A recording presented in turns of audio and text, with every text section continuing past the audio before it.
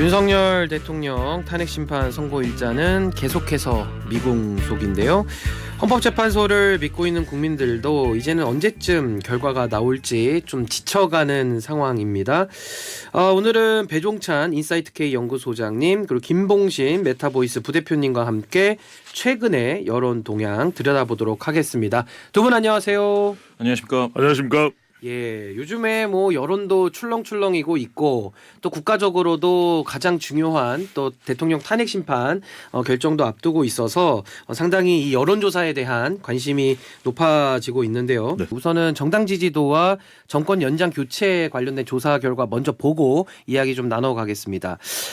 먼저 정당 지지도인데요. 리얼미터에서는 국민의힘 39%, 더불어민주당 43.3% 나왔고요.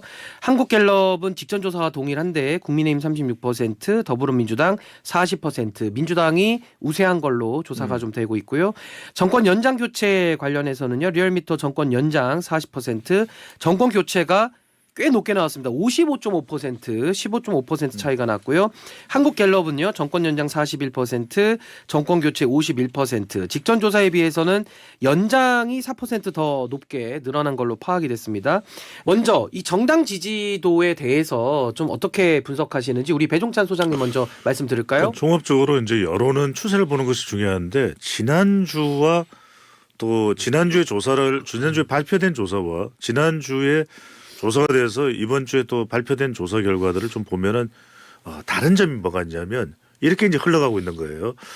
일단 보수층은 결집을 했죠. 특히 이제 윤석열 대통령 구속 취소 석방되면서 더 결집하는 것이 지난 발표된 조사에서 나타났었어요. 예. 그래서 이제 한국 갤럽 조사에서도 방금 전에 우리 신앵커께서 소개를 해주셨습니다만 그 이전에 이제 리얼미터 조사를 추세를 본다면은 오차 범위 내에서 더 앞서는 결과가 나왔거든요. 그런데 그 뒤에 윤석열 대통령 구속 취소 석방되고 난 이후에는 또 이제 민주당 지지층 또 탄핵 찬성 쪽에서 또 결집하는 현상이 여론에 나타나요. 아하. 또 하나가 이제 선거가 좀 지연되면은 어느 쪽이 더 절박해질 수 있습니까? 그러니까 윤석열 대통령이 구속되어 있는 상태 또 탄핵이 이제 심판 선고가 점점 다가오고 있는 초반 단계에서는 보수층이 더 결집을 했다. 3.1절도 있었고요. 또 집회도 있었고요. 그 이후에는 이제 또 탄핵 찬성 쪽에서 더 이제 절박해지는 거예요. 이것도 대통령은 풀려났고 예. 또 이거 일각에서 나오는 이야기가 뭐 기각 뭐 가까이 이야기도 흘러나오잖아요. 좀 불안한 그렇죠. 분들이 계시겠죠. 그래서 예. 지금 나오고 있는 조사 결과 소개를 해주셨습니다만 갤럽에서도 정권 교체가 51, 또 리얼미터 조사에서도 정권 교체가 55.5로 좀 더 벌어지는 상황이 나오고 있죠. 물론 예. 조금 좁혀지는 그런 결과도 있긴 합니다. 이런 결과가 나오는 것은 서로 더 결집하고 있는 가운데 어떤 변곡점 이슈가 있느냐에 따라서 조금 더 흐름도 달라지는 양상이 나타나고 있다 이렇게 볼 수가 있습니다. 우리 김봉신 부대표님께는 좀 이렇게 바꿔서 질문 드려보겠습니다. 정당 지지도 지표도 나오고 또 정권 연장 교체 지표도 같이 나오거든요. 이 두 지표의 뭐 상관관계도 좀 어떻게 봐야 되는지까지 포함해서 좀 예. 자료를 좀 한번 분석해 주시죠. 일단 정확하게 보면은 리얼미터에서는 39대 44.3이어서요. 5.3%포인트 격차로 더불어민주당이 오차범위를 살짝 넘었습니다. 이게 이제 1,500명이라서 5%포인트 격차를 넘는다고 봐야 되는데요. 그런데 한국갤럽에서는 4%포인트 격차니까 이거는 누가 우세하다고 볼 수 없습니다. 다시 말씀드려서 제가 봤을 때 지금 정당 지지도는 두 당이 대등합니다. 대등하다. 전반적으로는 예. 대등하다고 보셔야 되고요.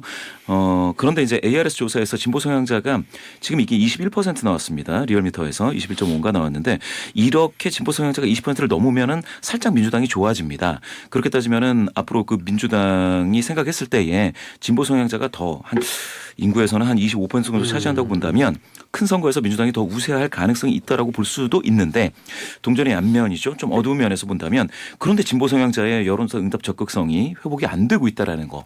이거는 하나의 과제죠. 이게 계속되면 진보 성향자가 왜 이렇게 침잠해 있다라고 본다면 이게 지속되면은 그 민주당 입장에서는 좋지 않을 겁니다.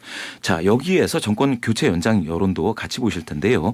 방금 말씀 주신 것처럼 리얼미터 조사에서는 무려 15.5%포인트 격차로 정권 교체 여론이 우세하고요. 한국갤럽에서도 10%포인트 격차로 둘 다 이제 오차범위를 넘어섰습니다. 예. 정권 교체 여론이 우세합니다. 그렇게 따지면 교체 여론이 꾸준히 우세한 거는 맞습니다. 더군다나 아까 말씀드린 드린 바와 같이 이제 정당 지도 같은 경우 오차범위 내에서 대등하다라고 저는 이제 해석을 했습니다. 쭉 흐름을 본다면. 그런데 교체 여론은 지금까지 정권 연장이 더 높게 나오고 있다라고 보기가 어려울 정도로 정권 교체 여론이 우세하게 유지가 되고 있거든요. 자, 이거는 이제 중도 성향이신 분들이 정권 교체 여론이 굉장히 우세합니다. 지금 한국갤럽에서는 51대 41로 교체 여론이 우세하다고 제가 말씀드렸는데 중도 성향이신 분들 중에서는 무려 61대 30입니다. 두 배가 넘죠. 2배 차이가 그렇습니다. 나네요. 교체 여론이 우세하기 때문에 그와 같이 나타나는 것이고요. 그렇게 따지자면 중도 성향이신 분들 중에서는 어느 정당에 확 쏠리지는 않는다 하더라도 정권은 교체해야겠다라는 어떤 그런 여론으로 읽을 수 있겠습니다. 아니 근데 지금 중도 성향을 말씀해 주셨고 굉장히 저는 그렇죠. 중요하다고 보는데 중도 성향이신 분들이 여론조사의 응답률은 매우 낮으나 또 투표율은 또 높지 않습니까? 그렇다고 한다면은 중도의 영향력 때문에 정권 연장과 교체 비율이 차이가 이렇게 난다고 한다면은 실제 투표한다 그러면은 더 벌어진다고 보는 것도 좀 논리적으로는 일관성이 있지 않습니까? 실제 투표 그리고 윤석열 대통령과 이재명 대표의 운명을 결정하는 것은 중도다 이렇게 봐야 되겠죠. 예. 방금 전에 신행께서 잘 지적을 하셨는데 중도 비율이 높지 않은 게 아니라 중도 비율이 제일 높아요. 실제로는. 그건 왜냐하면은 이제 이 탄핵 국면에서 어떤 주장이 나오는 것은 강하게 이제 보수다, 진보다, 민주당 지지층이다 이렇게 나오지만 실제로 조사에서는 성향을 물어보면 중도라고 응답하는 비율이 적게는 40에서 많게는 한 50에 가까울 정도로 많습니다. 그런데 예. 이 중도의 성격을 잘 봐야 돼요. 중도는 어떤 쪽이냐? 중도는 탄핵 자체에 대해서 상당히 일종의 역 트라우마. 그러니까 보수층은 무너질까 봐 결집을 하지만 중도는 이것 자체가 화가 나고 짜증이 나는 겁니다. 이른바 분노가 나오는 거죠. 예. 두 번째는 뭐냐면 실제로 민주당 지지층들도 전화면접 조사에서는 진보라고 이야기를 하고 그래서 진보의 숫자가 매우 적게 표집이 돼요. 그런데 중도라고 이야기할 가능성이 높다. 그 현상은 약간의 이제 면접원이 물어볼 때는 좀 지금 보수층이 결집한다. 또 윤석열 대통령이 헌법재판소 탄핵 심판을 받고 있는 상황이거든요. 그러다 보니까 이 상황에서는 오히려 내가 진보다 이렇게 잘 예. 이야기를 안 하는. 세 번째는 이재명 대표가 중도 보수를 표방했잖아요. 예. 원래 민주당은 중도 보수 정당이에요. 그러니까 오히려 이재명 대표 지지하는 쪽 민주당 지지층이겠죠. 이들이 응답을 할 때 오히려 진보다 안 하고 중도입니다. 이렇게 이야기할 가능성도 있는 거죠. 예, 그러니까 아무래도 이재명 대표의 중도 보수론이 또 진보라고 말하면서 응답하는 층들에게도 좀 영향이 있을 수 있다라는 말씀이신데 우리 김봉신 부대표님도 동의하시나요? 예. 어느 정도는 동의를 합니다. 예, 맞습니다. 그 이재명 대표의 이제 중도 보수 내지는 뭐 보수 뭐 이런 어떤 포지셔닝이 예. 전반적으로 이제 응답에 영향을 미쳤을 가능성도 있고요. 또 하나 측면에서는 이제 중도 성향이신 분들에게 또 선택에 어떤 가이드를 주고 있을 수도 있습니다. 중도 성향이신 분들이 중도를 누가 그러면 지금 호명해 주고 있느냐라고 봤을 때 또 보수를 누가 호명해 주고 있느냐라고 봤을 때 이재명 대표가 중도 보수 내지 보수의 포지셔닝을 얘기를 하면 국민의힘에서 그럴 법도 하지 않습니까? 사실 우리가 정통 보수야라고 해야 되는데 그런 얘기들이 많이 안 나오고 있습니다.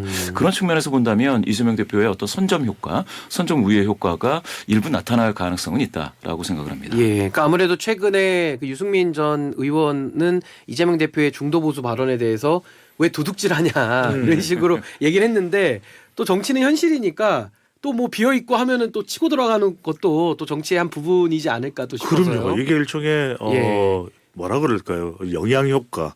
또 예. 계속해서 이야기를 하면은 그렇잖아요. 우리가 연인 사이도 너 나 좋아하지 하면 실제로 사실 조금 좋아하는데 또 안 좋아하는데 자꾸 이야기를 하면 마음이 생기고. 좋아하게 돼요. 그러니까 이런 예. 걸 무시 못합니다. 그러니까 예. 항상 표현을 해줘야 돼요. 이거 굉장히 중요합니다. 표현이 중요하다. 사람과 사람 사이에서도 또 정치와 또 정치인과 또 정치인의 영향을 받는 또 유권자 사이에도 끊임없이 말을 하는 것이 굉장히 중요합니다. 예, 그래서 그런 면에서 한번 좀 이해를 해보시면 아마 아까 그 두 지표가 좀 이해가 되실 것 같고요. 또 하나는 좀 흥미로운 조사가 하나 있는데요. 정당 지지도뿐만 아니라 정당 신뢰도 조사를 갤럽에서 좀 했습니다. 정당 신뢰도는요. 갤럽 조사입니다. 국민의힘을 신뢰한다라고 응답하신 분 26%, 신뢰 못한다라고 주장하신 분들이 응답하신 분들 67%로 나타났고요. 민주당에 대해서 신뢰한다 37%, 또 신뢰하지 못한다 55%로 나타났습니다. 이 정당 신뢰도는 어떻게 이해를 해야 됩니까? 그렇죠. 첫 번째로는 이제 신뢰하는 것이 민주당은 37, 국민의힘은 26인 것은 이제 중도층 영향이 있을 거예요. 근데 이보다 더 중요한 것은 민주당이 조금 더 신뢰도가 높다 이 부분보다 더 신행크께서도 말씀하셨지만 읽어주셨지만은 신뢰도가 불신이 무려 국민의힘은 67, 민주당은 불신이 55%입니다. 이게 심각한 겁니다. 불신의 정도가. 그렇죠. 그러니까 예. 지금 광장에 운집하는 것도 적극 지지층들은 참여를 하지만 정작 일반 유권자들 소리 없이 안방에서 걱정을 하면서 나라 걱정을 하면서 침묵하고 있는 유권자들은 상당히 지금 심각한 겁니다. 그러니까 불신하는 거죠. 신뢰도가 아니 불신이 67, 불신이 55%면 이거는 완전히 신뢰도가 땅에 떨어진 거죠.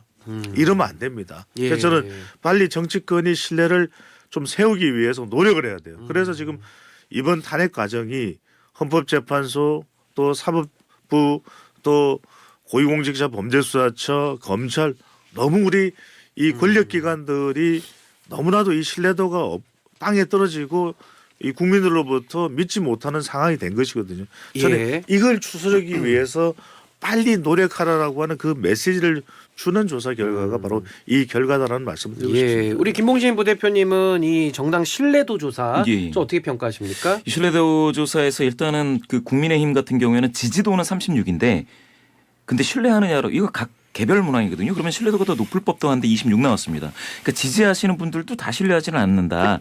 그 격차가 무려 10%포인트거든요. 그럼 어떤 거죠? 마음이 이렇게 썩 내키진 그렇죠. 않지만 지지는 하는 건가요? 맞습니다. 민주당은 그 규모가 3%포인트인데 이 국민의힘은 10%포인트예요. 그러니까 탐탁치 않은 지지자의 규모가 이게 아무래도 국민의힘 쪽은 상대적으로 조금 더 많다라고 좀 보여지고요.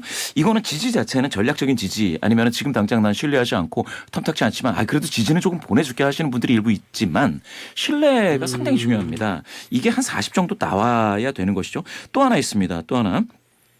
지난 1월 4주 조사 대비해서 두 당 모두 약간 빠졌어요. 국민의힘은 5%포인트 신뢰도가 빠지고 민주당도 한 4%포인트 빠졌는데 이 규모는 오차범위 이내이기는 하지만 제가 이걸 봤더니요.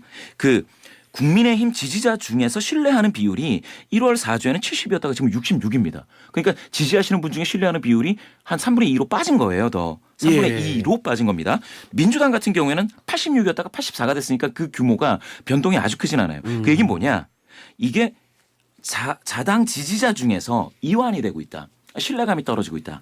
이런 것들은 좀 봐야 되고 그중에서 특히 국힘 지지자 중에서 신뢰감이 지금 떨어지고 있는 이완이 있고요. 그런 의미에서 국민의힘은 국면 전환을 지금 빨리 꾀해야 된다. 지금 해야 된다. 그렇죠. 지금 빨리 하지 않으면은 시기를 지금도 많이 놓치긴 했지만 정말로 실기하게 될 수 있다. 그러니까 늦었을 때가 가장 빠르다라는 말도 있듯이 지금 국민의힘 입장에서는 향후에 뭐 조기 대선이 열릴지 안 열릴지는 모르겠습니다만은 만약에 열린다라고 한다면은 또 후보 선출, 대통령 후보 선출을 통한 또 경선 후유증도 있잖아요. 그렇죠. 이게 정당 지지도에 아까 그 탐탁치 않은 지지자들과 결합이 되면 상당한 좀 위험 신호 같은데요. 그렇습니다. 첫 번째는 계속해서 대통령과의 관계 이른바 윤심 이 파장 이런 부분들이 이 국민의힘에 대한 신뢰도에 영향을 미쳤다고 봐야 되겠죠. 그러니까 또 하나가 두 번째는 뭐냐면 당이 일을 해야 됩니다. 집권 여당이잖아요. 그런데 지금 탄핵 국면에 온 것에 대한 그 불만 또 이 불신 이 부분도 여기에 작동을 했을 거예요. 근데 중요한 것은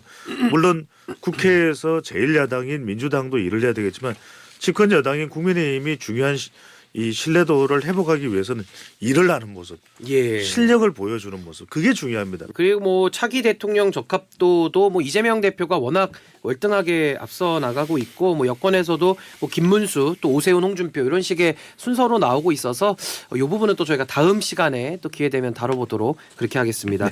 오늘 말씀은 여기까지 듣도록 하겠습니다. 지금까지 배종찬 인사이트K 연구소장님, 김봉신 메타보이스 부대표님과 함께했습니다. 두 분 감사합니다. 감사합니다. 고맙습니다.